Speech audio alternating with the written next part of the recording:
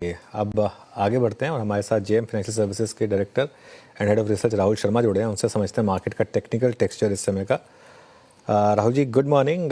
बताइए, निफ्टी और bank Nifty किस तरीके से पोजीशन है आपके हिसाब से? देखिए अनुज, ये वैसा मार्केट है कि रेंज बाउंड यहाँ पर सेटअप हो चुका है। निफ्टी के अंदर 23,500 24,000 के बीच का जो एक दायरा है, डिफिकल्ट रहेगा ट्रेड करना। जनरली ट्रेंडिंग मार्केट्स इजी होते हैं, बट यहाँ पर हमें लग रहा है कि मार्केट शायद एक दो सेशन और टाइम स्पेंड करेगा। पिछला पूरा वीक हमने इस रेंज के बीच में निकाल दिया, और एक तरह से सिल्वर लाइनिंग ये है कि वीक ऑन वीक बेसिस में हायर हायर लो बना है निफ्टी के अंदर। यानी कि 23,540 के आसपास का जो लो है वो एक तरह से बेस बन जाता है इस वीक के ट्रेडिंग सेटअप के लिए। और ऊपर में आई थिंक 23,800 के ऊपर अगर हम सस्टेन करते हैं तो 24,150 तक की जाने की पूरी संभावना है। तो यहाँ पर इफ एंड बट जरूर है, क्योंकि मार्केट का सेटअप फिलहाल ऐसा है। आई थिंक एक सेक्टर जो क्लियरली आउट परफॉर्म कर रहा है, जहां पर इजियर ट्रेड्स है, जहां पर रिस्क रिवॉर्ड अभी भी फेवरेबल है, वो है फार्मा। फार्मा में इंडेक्स ने लास्ट वीक में एक बड़ा ब्रेकआउट दिया, और हमें लगता है कि जब तक ये निफ्टी के अंदर जो एक तरह से बैक एंड फोर्थ एक्शन चलता रहेगा, तब तक आई थिंक फार्मा के अंदर आप ध्यान देके चल सकते हैं। फार्मा इंडेक्स में लगता है कि इंडेक्स लेवल पे आपको तकरीबन 3 से 4% की अपसाइड और शॉर्ट टर्म में देखने को मिल सकती है। यानी कि स्टॉक्स के अंदर आपको तकरीबन 5 से 10% के मूव्स इन लेवल से भी देखने को मिल सकते हैं। इनमें से हमारा टॉप पिक है औरोबिंदो फार्मा। हमें लगता है कि औरोबिंदो फार्मा में एक बेस यहाँ पर बन चुका है, और स्टॉक यहाँ पर आपको 1350 से लेके 1380 तक के लेवल्स लगाने के लिए तैयार है। तो पोजिशनल बेसिस पे औरो फार्मा बाय करने की राय रहेगी 1245 के स्टॉप लॉस से। ओके अच्छा राहुल जी, गुड मॉर्निंग, वीरेंद्र बोल रहा हूँ। आपका व्यू ऑटो पे क्या है इस वक्त? अब ये तो अब आप देखिए कि जो स्ट्रॉन्गेस्ट स्ट्रक्चर थे, स्ट्रॉन्गेस्ट शेयर थे ऑटो में, वो भी अब पेन में जा रहे हैं। Look at TVS Motors, two wheeler space में एक मजबूत स्टॉक था, ये भी अपनी एक मल्टी मंथ रेंज को तोड़ रहा है, 200 डेमा को तोड़ने के कगार पे। आपके पास कुछ शॉर्टिंग अपॉर्चुनिटीज हैं क्या ऑटो में? टीवीएस पे आपका टेक और पूरे ऑटो पे आपका टेक क्या है इस वक्त?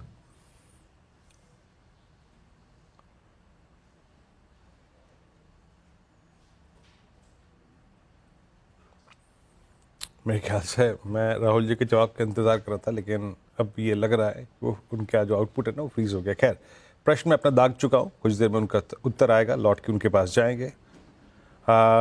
सोनी जी, आप टेक देंगे क्या प्लीज़? टीवीएस मोटर्स 2401 एग्जैक्टली जब आपसे मैं प्रश्न पूछ रहा हूँ, ये अपना 200 day exponential moving average hit करता हुआ, आपका टेक इस पर?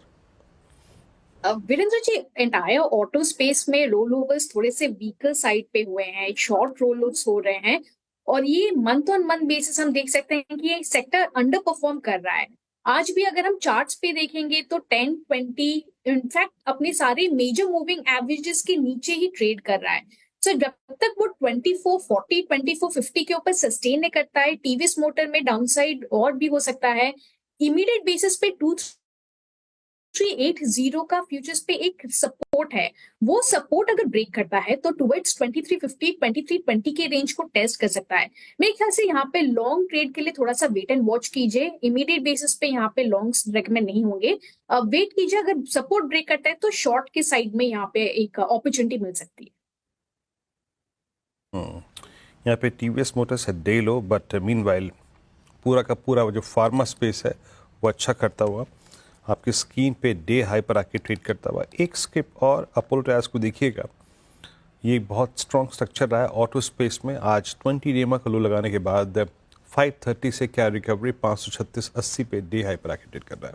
राहुल जी का जो कनेक्शन है हमारे साथ वो फिर जुड़ चुका है, वो मेरे ख्याल से उपस्थित हैं। अब राहुल जी, वो प्लीज़ ऑटो पर आपका व्यू।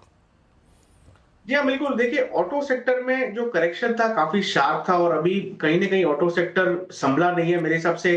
वोलेटिलिटी यहाँ पर अभी स्टेबलाइज नहीं हुई। लास्ट वीक में हमने जरूर देखा कि शॉर्ट कवरिंग थी इस सेक्टर में, बट जहां तक आई थिंक टीवीएस मोटर का सवाल है, तो एक क्लस्टर ऑफ सपोर्ट है 2365 2370 के आसपास, और इसके बहुत पास में ट्रेड कर रहा है। और अगर ये ब्रीच हो जाता है तो यहाँ पर एक एग्रेसिव 5 से 6% का कट देखने को मिल सकता है। तो आई थिंक यहाँ पर बेरी सेटअप टीवीएस मोटर्स के अंदर दिख रहा है, लेकिन 2370 अगर टूट जाता है स्पॉट में तो इसे शॉर्ट करके चलिए। 2400 का स्टॉप लॉस रहेगा, और हमें लगता है कि यहाँ पर एक फास्ट मूव आपको नीचे में 2300 माफ कीजिए 2250 तक का देखने को मिल सकता है। तो तकरीबन 100-125 पॉइंट की मंदी यहाँ पर आती हुई दिख सकती है। और overall I think as of now theme ऐसी रखनी चाहिए कि लॉन्ग सेक्टर में फार्मा यहाँ पर डोमिनेट करते हुए, और बाकी जो सेक्टर से अभी तक थोड़े से फ्रंट फुटिंग पे नहीं आए, तो जहां पर इंडिविजुअल अपॉर्चुनिटीज है वहां पर शॉर्टिंग आइडियाज भी देखी जा सकती है।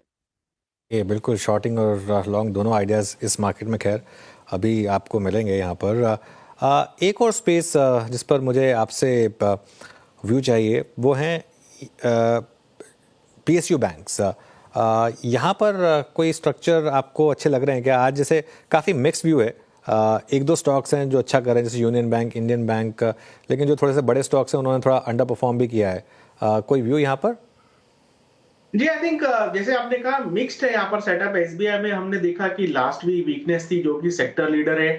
बैंक निफ्टी कहीं ना कहीं 51,500 का अगर आप देखें तो बहुत सारे यहाँ पर ऑप्शंस बिल्डअप है, यानी कि एक वोलेटाइल मूव एक्सपेक्टेड है।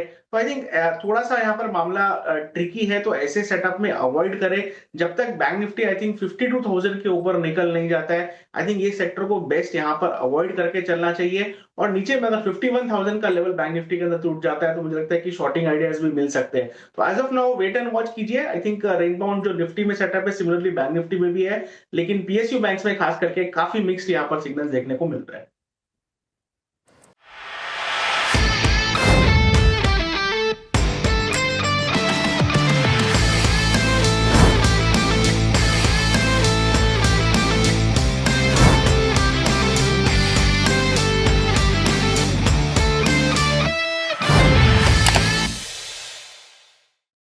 बता दें कि मनी कंट्रोल पर दिए गए विचार एक्सपर्ट्स के अपने निजी विचार होते हैं।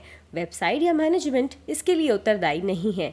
यूजर्स को मनी कंट्रोल की सलाह है कि कोई भी निवेश निर्णय लेने से पहले सर्टिफाइड एक्सपर्ट की सलाह लें।